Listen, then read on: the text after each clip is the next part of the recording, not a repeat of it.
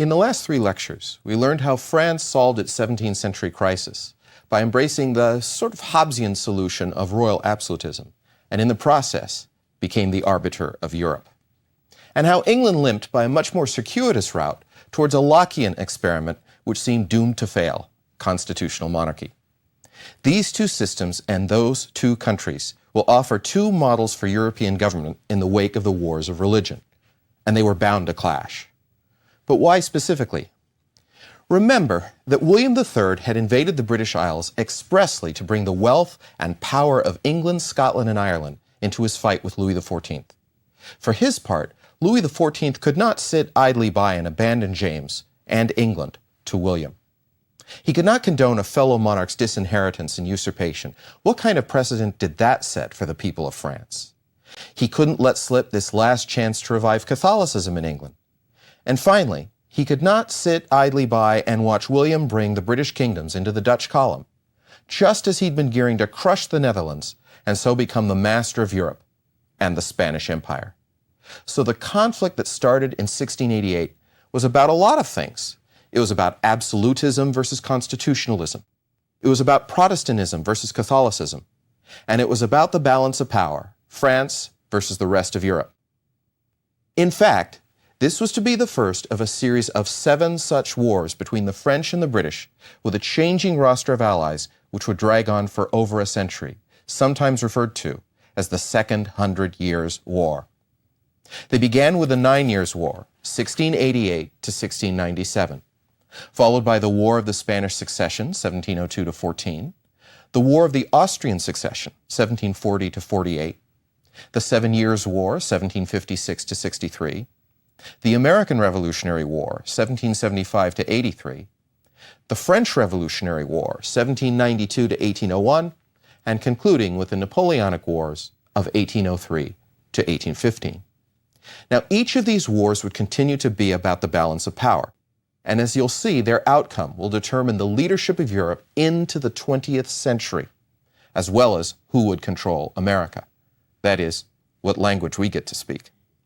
But other motivations would change, I think. The first 2 wars, the 9 Years' War and the War of the Spanish Succession, are about ideas, absolutism versus constitutionalism, Catholicism versus Protestantism, or more accurately, religious uniformity versus religious toleration. But the next 3, the War of the Austrian Succession, the 7 Years' War, and controversially and to a lesser extent the American Revolutionary War, were, I think, less about ideas. Now, the exception would be the American War on the American side. These wars were more about material things, land, especially colonies, trade, especially overseas trade, and therefore they're about wealth. Even the ideas of the American Revolutionary War are really about stuff, taxation. Also, the outcome of these wars would be determined less and less in Europe and more in exotic locales like the woods of North America, the plains and jungles of India, the high seas. The last 2 wars, the French Revolutionary War and the Napoleonic Wars, would be about ideas again, egalitarianism versus privilege, rationalism versus tradition, nationalism versus imperialism or centralization, and romanticism versus rationalism. The outcomes of these wars would be determined by events at sea and battles on European soil. Alternatively, the first 2 wars were about Europe emerging from the Middle Ages and the crisis of the 17th century. The next 3 wars take place in a more stable Europe. No one except the Americans is really arguing about ideas. I don't think the British were, anyway. They're fighting over land and material wealth. The final 2 wars would take place in another age of intellectual ferment and political revolution. And that age would result in a world much more like our own. In this lecture, we will address the first of these wars, the 9 Years' War, 1688 to 1697. Now, before we do, it might be a good idea to go over the sides of these wars. You can't tell the players without a scorecard, so it's time for another one of our Cook's Tours. The French side basically consisted of the French in this war. France had no allies in the First War. But in future wars, usually one member of the Grand Alliance would jump to the French side.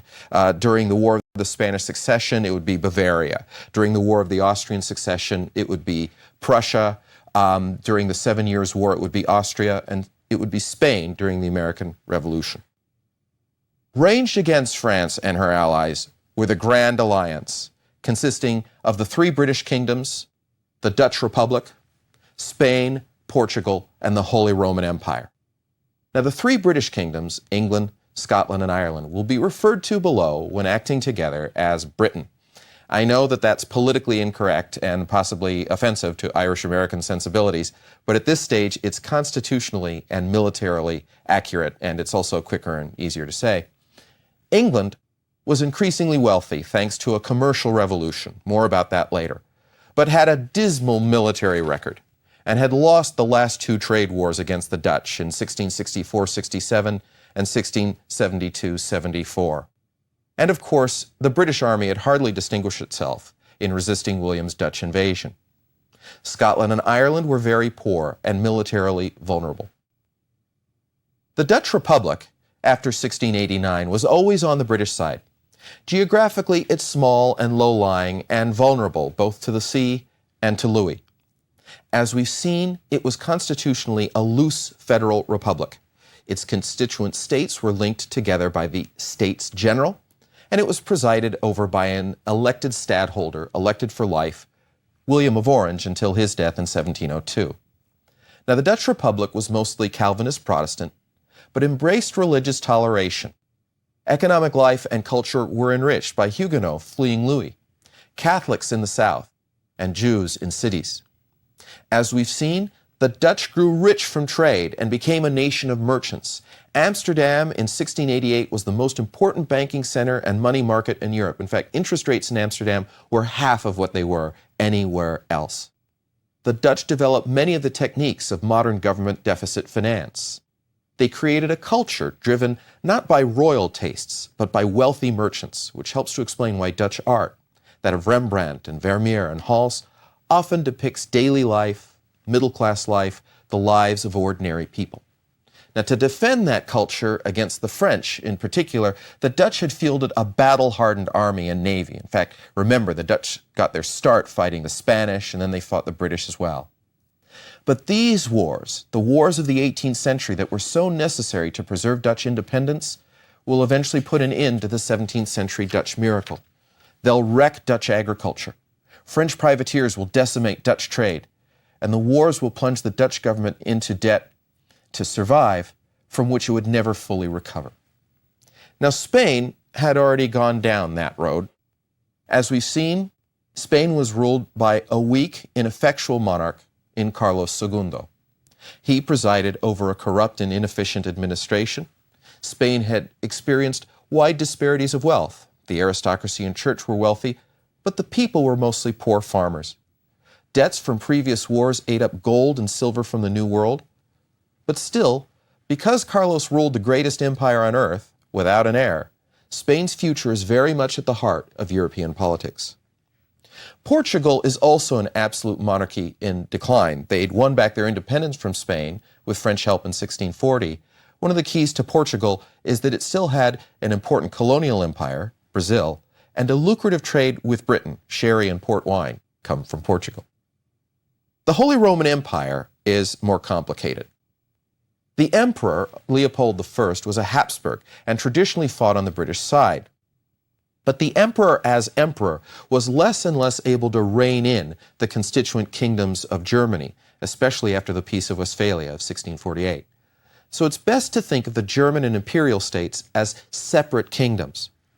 Still, the largest of these was Austria-Hungary, because the Habsburgs had used diplomatic marriage and war to collect titles, so that Leopold still ruled a vast Central European empire. He was Archduke of Upper and Lower Austria. He was the king of Hungary and Croatia. He was the king of Bohemia, the Duke of Upper and Lower Silesia, and the Count of Tyrol. This hodgepodge of kingdoms generally supported the British and the Dutch. Austria was the largest and most important German state. It was Catholic and absolutist, but more like Habsburg Spain than Bourbon France. That is, Austria was economically and socially backward. The great estate still employed serfs. The middle class was tiny. There was no overseas trade. And remember, that hodgepodge of different peoples, Germans, Hungarians, Bohemians, Slovaks, made governing difficult. So this is not an efficient state, though Leopold did do his best to launch reforms, among other things creating a standing army. Brandenburg Prussia to the north had the opposite problems and outcomes. This too was a poor absolute monarchy trying to recover from the 30 Years' War, but Prussia was compact and ethnically relatively homogeneous. Moreover, Prussia had an ace up its sleeve. Its ruler, Frederick William I, known as the Great Elector, he's an elector because he's one of the people who can cast a vote for the Holy Roman Emperor, believed that a ruler is treated with no consideration if he does not have troops and means of his own. And so, he ruthlessly suppressed rebellion by Junker aristocrats. Like Louis XIV, he taxed them at will and impressed them into the service of the state. In return, he gave them great power over their serfs. He offered religious toleration for Huguenots fleeing Louis and Catholics and Jews. He encouraged agriculture and industry and commerce, and he plowed the resultant tax revenue into a great army, which he increased in size from 8,000 to 30,000 men. It's been said that where most countries the state built the army, in Prussia, the army would build the state. Now, the other German states, and you'll remember there are scores of these, were smaller and less significant and mostly reluctantly caught up in these wars. Bavaria and Saxony were Catholic. Hanover, Hesse, and Rhine-Palatine were Protestant. Savoy isn't German, but it's part of the Holy Roman Empire. It's a Catholic state between France and the Italian mainland. Its main contribution to the war effort will be a great general, Prince Eugene, or Prinz Eugen, as he's known to Germans, of Savoy. Most of these states were just trying to survive. They were so poor that they had to rely on British and Dutch money just to keep their troops in the field. Finally, worth mentioning are three great empires to the north and east, only tangentially involved in these proceedings at first, but they'll be important later. First, Sweden. Sweden became a great power under Gustavus Adolphus during the 30 Years' War. Like Prussian rulers, he and his successors created an efficient, absolutist Protestant state that was geared for war. Successive Swedish monarchs fought a series of wars with Russia and Poland, and by the late 17th century, Sweden had won an empire that included Finland, Estonia, parts of Germany, Poland, Lithuania. The Baltic was a Swedish lake. These wars kept all these powers out of the Western European conflicts that we're going to discuss in the next three lectures. But they also overextended and exhausted Sweden. They culminated in the Great Northern War against Russia, Poland, and Denmark and Saxony, fought between 1700 and 1721. Now, first, Sweden did very well, led by a brilliant soldier king named Charles XII. Sweden won a great victory against the Russians at Narva in 1700. But over time, they were simply overmatched. And they were finally routed at the Battle of Poltava in 1709. The Treaty of Neustadt of 1721 cost Sweden most of its northern empire. Sweden was, for the rest of the 18th century, a second-rate power.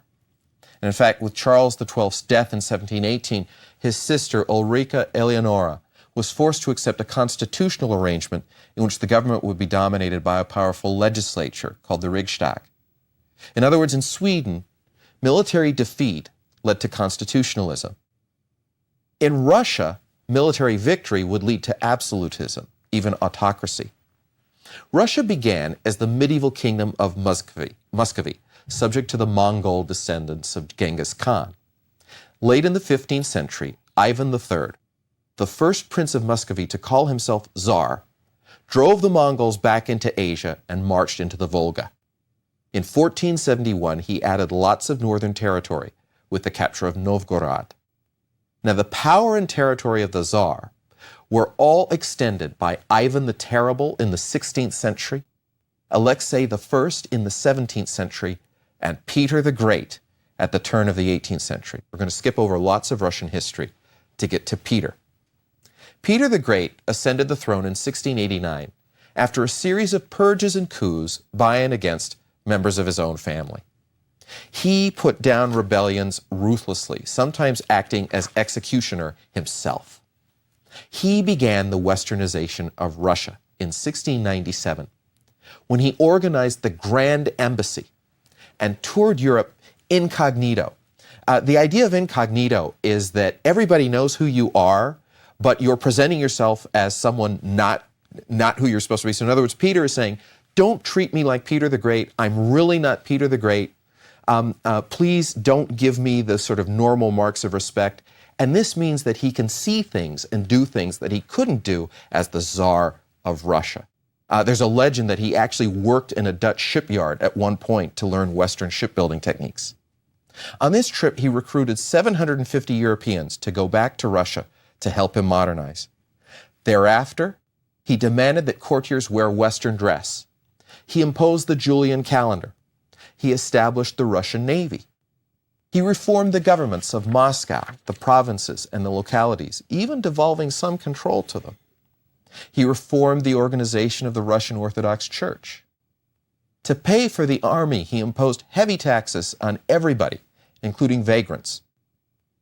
Now, his constant military expenditure, remember, he's always fighting somebody, the Swedes, and other people that we'll learn about in a few minutes. His constant military expenditure stimulated the economy. Mines and foundries and shipyards were founded. After gaining territory in the Northern War, he founded St. Petersburg as a western-facing capital on the Baltic. He moved the capital there in 1712. He spent most of the 17th and early 18th centuries fighting successfully against Sweden in the north, a weak Poland-Lithuania in the west, more about that later, and less successfully, the Ottoman Empire in the south. As a result, Russia would not play a major role in the Second Hundred Years' War until their end, until about the 1780s, when Russia's dominance in the East had been established. Russia had to get its own house in order before it began to play a European-wide role. Finally, I want to mention the Ottoman Empire, Turkey. Following the decisive Battle of Kosovo of 1389, Turkey controlled much of the Balkans and Greece, most of southern and eastern Europe. Now, the way they ruled these areas was that if the locals were loyal, they were allowed to keep their old religion and more or less run their own affairs. This worked.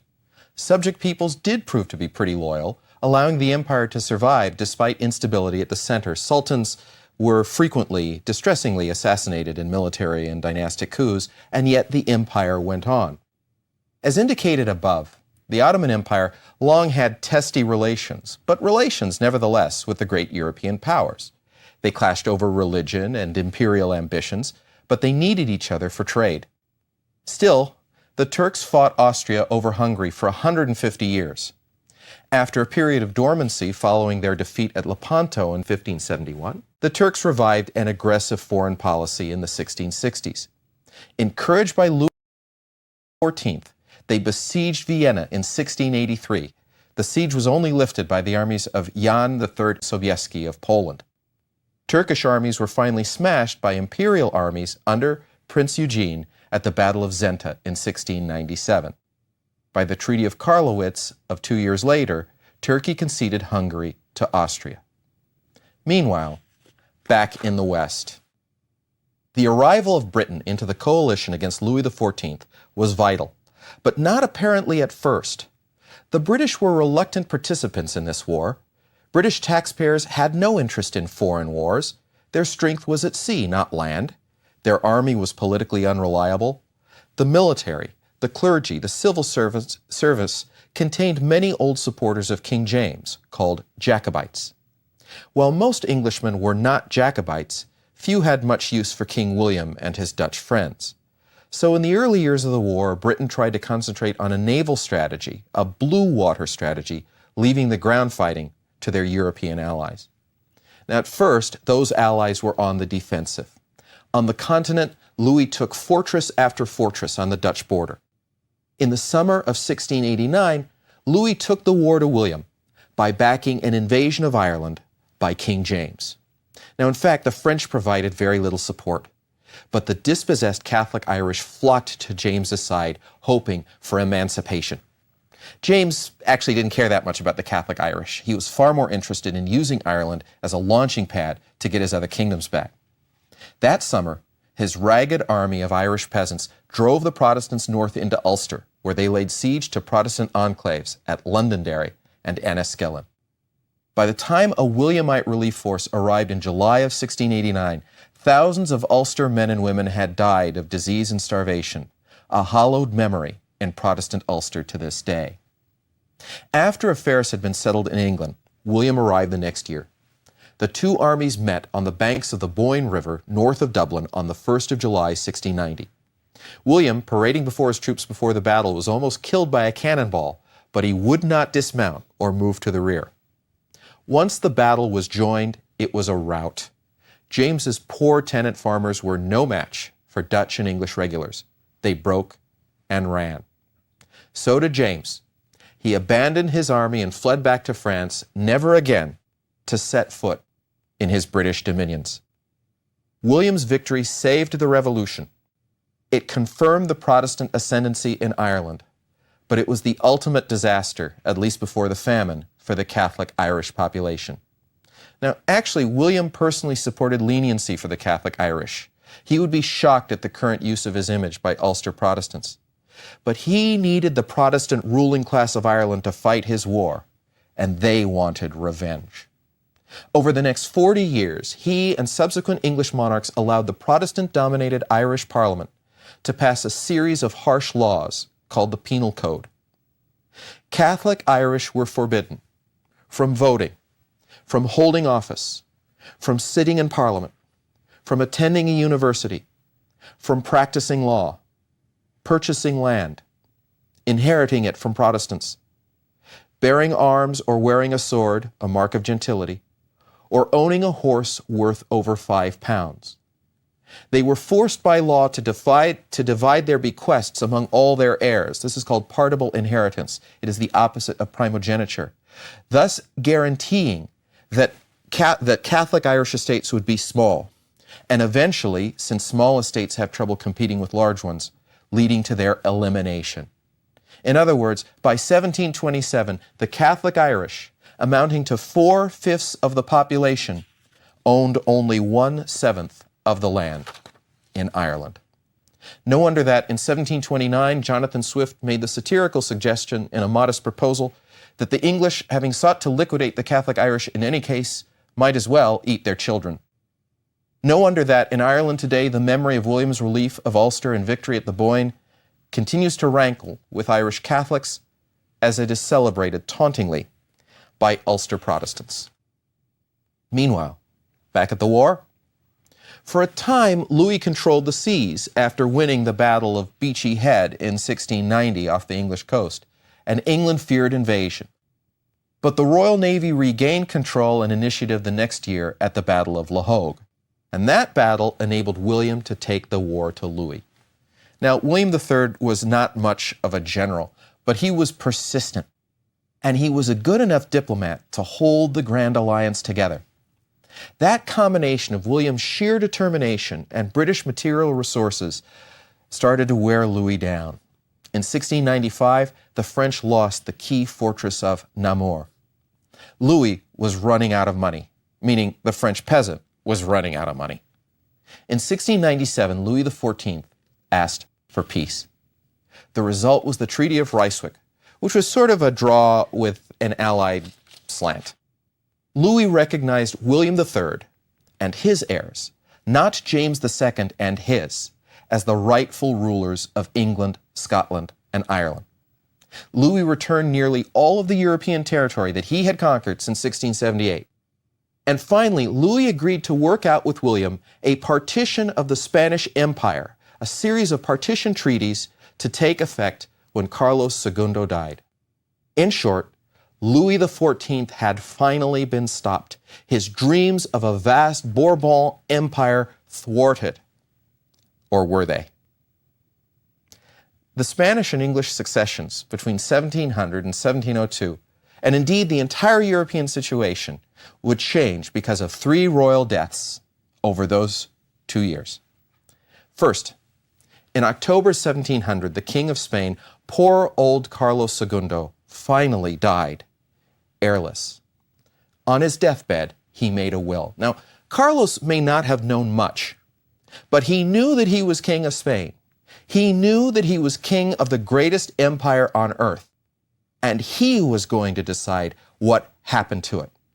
Remember that William and Louis had worked out those partition treaties, but no one had asked Carlos. Instead, Carlos repudiated the treaties and decided to leave the entire Spanish Empire to one person, Louis XIV's grandson, Philippe, Duke of Anjou. Should Anjou refuse, the whole thing was to be given to someone else, the second son of the Holy Roman Emperor, the Archduke Charles of Austria. Now imagine you're Louis XIV. Imagine your dilemma when you hear the news of what Carlos has done. On the one hand, Carlos's will has just given you on a silver platter what you have always wanted. Oh, I know it's his grandson Philippe, but of course, who's going to really be calling the shots? It's going to be Louis XIV. On the other hand, if you accept the will, you'll be breaking your treaty with William III that you just signed a few years earlier, and this might provoke another war. Imagine, therefore, the scene at Versailles on the 16th of November, 1700. Louis, Philippe, and his marshals are gathered behind closed doors in the royal council chamber. An expectant crowd of courtiers mills outside the doors. Suddenly, they're flung open. The Sun King emerges, his grandson at his right hand, not behind him, as would be proper royal etiquette between a king and a subject. And he says, "Gentlemen, you see here the King of Spain. Such was the will of heaven. I have fulfilled it with joy." At the proclamation of His Most Catholic Majesty Philip V, Felipe V, King of Spain and its empire, the Spanish ambassador to Versailles is said to have fallen to his knees, proclaiming, "The Pyrenees have been eradicated." The border between Spain and France no longer exists. Louis had taken the wager of his reign. When William heard, he immediately called for war. But there was a Tory parliament sitting in 1700, and the Tories were always reluctant about the war, reluctant to fund another war so soon as long as the two crowns remained separate. But would they? Early in 1701, the French courts ruled that a Spanish will could not affect the French succession. More provocatively, Louis marched into the Spanish Netherlands and occupied a number of key forts that had their guns pointed at the Netherlands. Most provoking and really stupid of all, Louis announced a trade embargo against England that applied both to France and to Spain. He was already acting as if he ran Spanish affairs. In June of 1701, Parliament pledged their support to any undertakings William might make to form a grand alliance to, in their words, defend the liberties of Europe. War was brewing. It became inevitable following the second royal death. In November of 1701, the deposed King of England, Scotland, and Ireland, poor old James II, finally died and went to his heavenly reward. Now, James had been living in pious seclusion with a small court of devotees at a chateau that Louis XIV had given him near Saint-Germain, near Paris.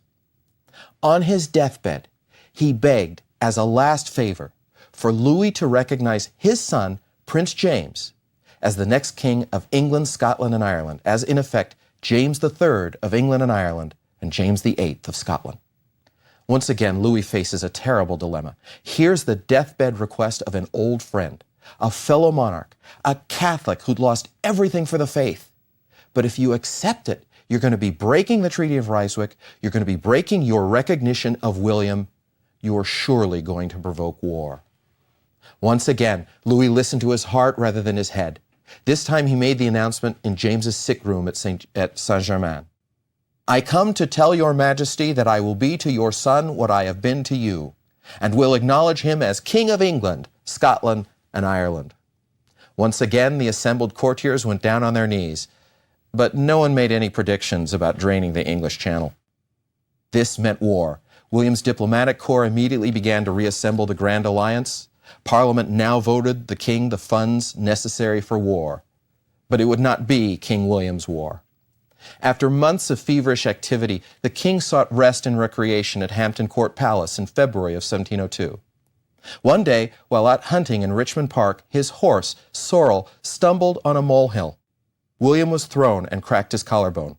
For years afterward, Jacobites would offer toasts to the little gentleman in black velvet, the mole that built the molehill, that tripped the horse, that threw William III. The wound became infected, and William, always frail and sickly, died on the 8th of February, 1702. Thus, the War of the Spanish Succession would not be King William's war. It would be Queen Anne's war. And that was important because women were not thought capable of leading troops. She would have to delegate her authority. Fortunately for the Allies, she delegated it to John Churchill, Duke of Marlborough.